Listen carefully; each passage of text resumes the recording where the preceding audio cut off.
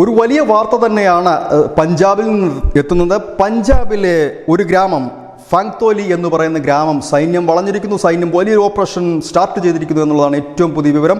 ഇവിടെ 7 ഭീകരരെ കണ്ടു എന്ന നാട്ടുകാരുടെ വിവരത്തെ തുടർന്നാണ് സൈന്യം പ്രദേശം വളഞ്ഞിരിക്കുന്നത്. ഇവരുടെ രേഖാചിത്രം അധികൃതർ പുറത്തുവിട്ടിട്ടുണ്ട്. ഇത്തരം വ്യക്തികളെ കണ്ടു കഴിഞ്ഞാൽ അപ്പോൾ തന്നെ അധികൃതരെ വിവരം അറിയിക്കണമെന്ന് പോലീസ് ഉൾപ്പെടെ പറഞ്ഞിട്ടുണ്ട്. വനത്തിൽ വിറകും മറ്റും ശേഖരിക്കാൻ പോയ സ്ത്രീകളാണ് ഇവരെ കണ്ടത്.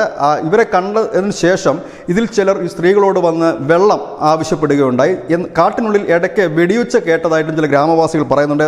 നമുക്കറിയാം പത്താൻകോട്ടാണ് സംഭവം. പത്താൻകോട്ടിന് സമീപമാണ് ഫാങ്തോലി. പത്താൻകോട്ടിന് ഒരു പ്രാധാന്യമുണ്ട്. 2016 ഇവിടുത്തെ വ്യോമത്താവളത്തിന് നേർക്ക് ആക്രമണം ഉണ്ടായത് നമുക്ക് മറക്കാനായിട്ടില്ല.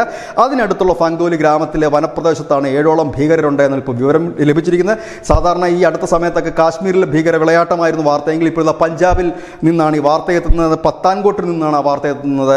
സൈന്യം നിതാന്ത ജാഗ്രതയിലാണ്. ഒപ്പം തന്നെ സംസ്ഥാനത്തിന്റെ വിവിധ ഭാഗങ്ങളിൽ പരിശോധനകളും ശക്തമാക്കിയിരിക്കുന്നു. News desk news India Malayalam.